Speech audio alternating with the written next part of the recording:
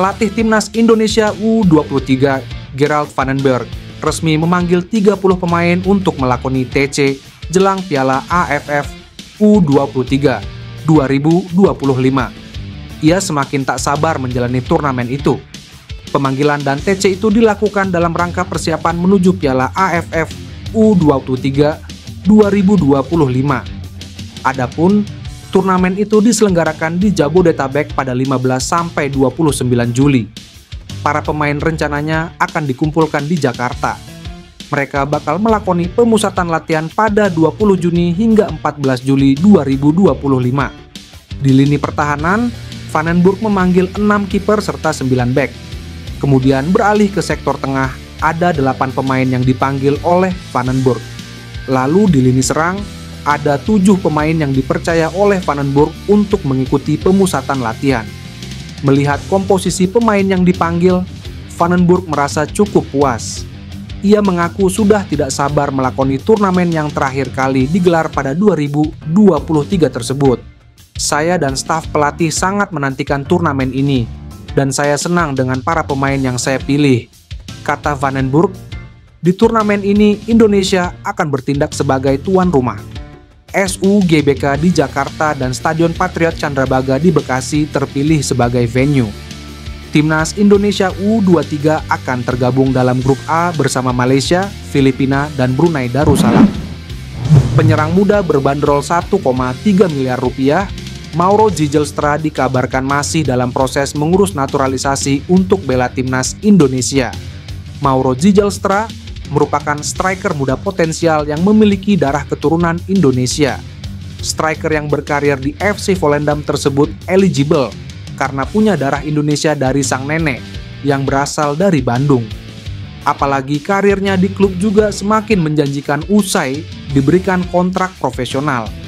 Sejak debut di tim utama FC Volendam pada 11 Januari 2025 lalu, Mauro Ziegelsta telah mencatatkan 7 penampilan di Keukenkampioen Divisie, Liga Kasta kedua di Belanda.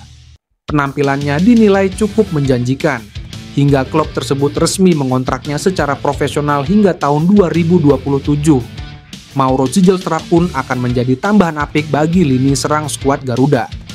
Beberapa waktu lalu, Yusa Nugraha membeberkan bahwa Mauro Ziegelsta juga sedang mengurus proses naturalisasi untuk memperkuat tim merah putih. Proses ini dikabarkan turut melibatkan agen dari pihak Timnas Indonesia, yakni Fardi Bakdim. Andai terrealisasi naturalisasinya, Mauro Ziegelsta bisa saja memperkuat Timnas Indonesia senior. Patrick Kluivert berpotensi mempromosikannya untuk jadi ujung tombak skuad Garuda, meski usianya masih 20 tahun.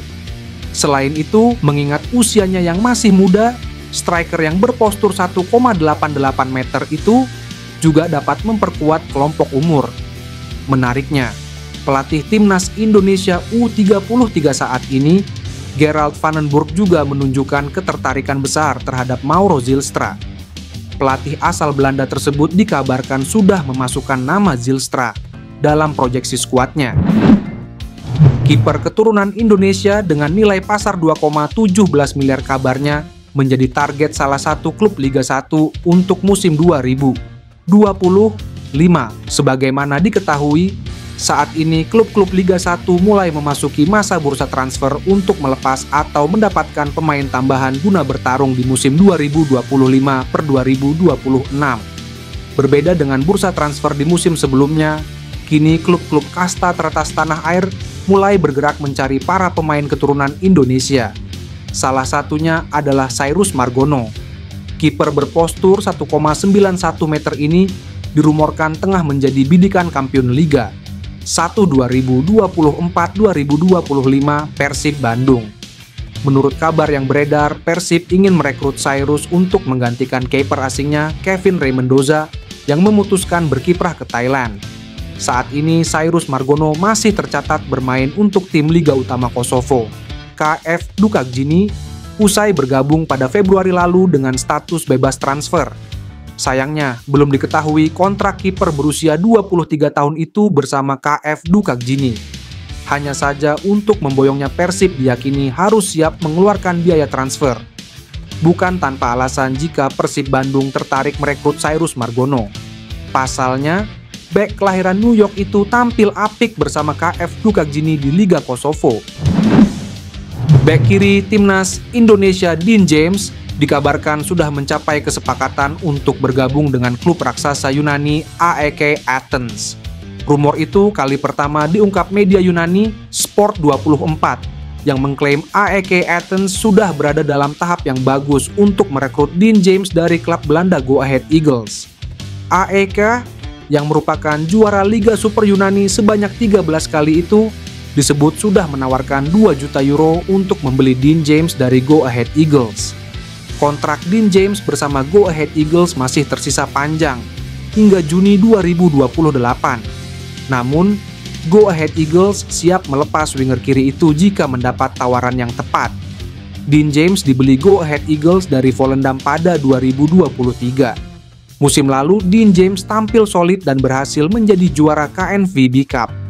Sukses itu membuat Go Ahead Eagles berhak bermain di Europa League musim depan. Musim lalu, Dean James bermain di 31 pertandingan Eredivisie dan mencetak 2 gol serta 3 assist bersama Go Ahead Eagles.